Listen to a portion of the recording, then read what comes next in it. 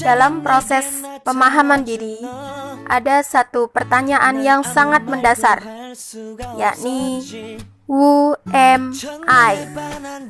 Atau siapa saya?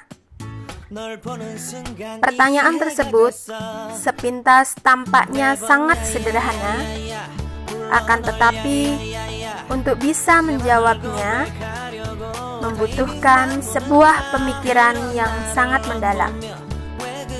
Karena banyak sekali aspek-aspek dari diri kita yang harus kita ketahui. Di antaranya ada aspek fisik, kemudian ada aspek psikologis, dan juga seluruh kekurangan dan kelebihan yang ada pada diri kita. Pada dasarnya, setiap manusia oleh Allah telah dianugerahkan potensi dan keunikan masing-masing. Antara individu yang satu dengan individu yang lain tidak ada yang sama. Sejak lahir, mereka telah memiliki kemampuan dan potensi masing-masing untuk bisa bertahan hidup serta tumbuh dan berkembang. Namun, pada kenyataannya banyak sekali anak-anak dan juga orang dewasa yang tidak mengetahui serta tidak yakin akan kemampuannya sendiri. Untuk itu, maka di sini kita perlu mengetahui seluruh kemampuan dan kekuatan yang ada pada diri kita supaya kita bisa mengoptimalkan seluruh potensi yang sudah Allah kasih untuk kita. Apa itu potensi? Nah, potensi adalah seluruh kemampuan dan kekuatan yang dimiliki oleh setiap orang.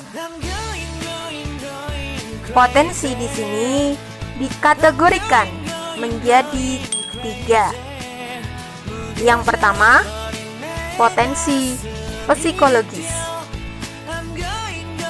Potensi psikologis adalah potensi yang berkaitan dengan kemampuan yang bersifat kejiwaan. Jadi di sini kemampuan psikologis itu sifatnya tidak tampak oleh mata.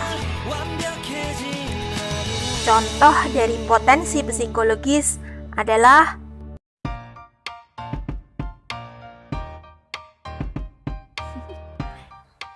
kemampuan atau potensi yang ada tidak bisa langsung dilihat oleh mata, akan tetapi perlu sebuah alat khusus yang disebut dengan tes atau mungkin angket untuk mengetahui berapa tingkat kecerdasan seseorang atau bakat apa yang dimiliki oleh seseorang.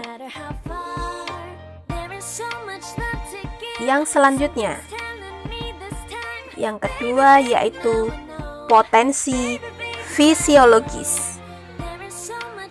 Potensi fisiologis adalah potensi yang berkaitan dengan seluruh anggota tubuh, panca indera beserta kualitasnya yang sifatnya fisik atau tampak oleh mata.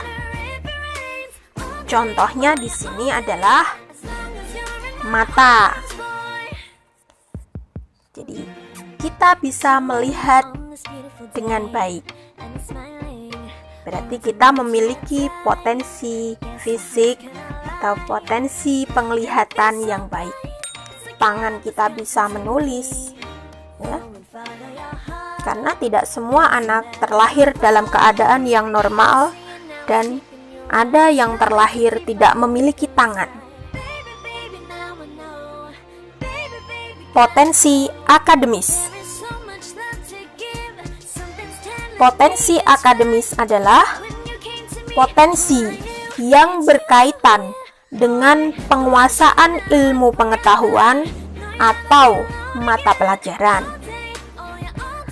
Nah, di sini sebagai contoh, misalkan ada si A, ahli di bidang matematik.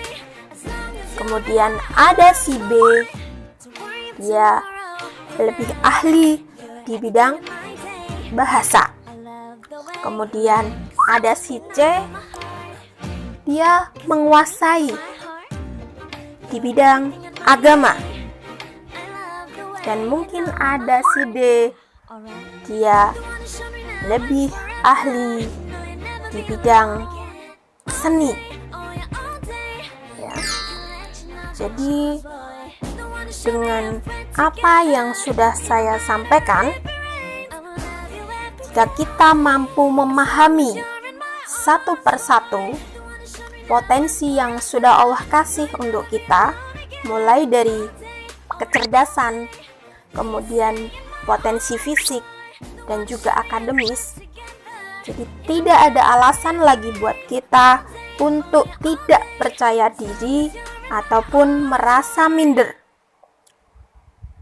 Terkadang ada anak yang merasa dirinya bodoh, padahal sejatinya kalau dia mau belajar dengan sungguh-sungguh, dia bisa mencapai dan bisa meningkatkan kemampuannya secara maksimal.